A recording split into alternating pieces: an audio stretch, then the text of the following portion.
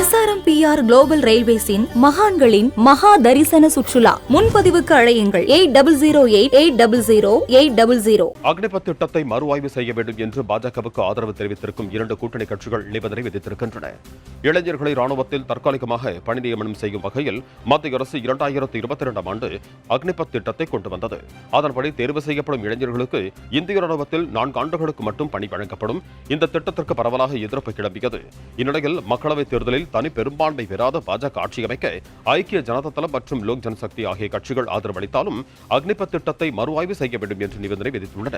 இது தொடர்பாக பேசிய ஐக்கிய ஜனதா தளம் கட்சியின் மூத்த தலைவர் KC தியாகி, அக்னிபத் திட்டம் தொடர்பாக வாக்காளர்கள் கோபத்தில் இருப்பதாகவும் தங்கள் கட்சி அந்த குறைபாடுகளை நீக்க வேண்டும் என்று விரும்புவதாகவும் கூறினார்.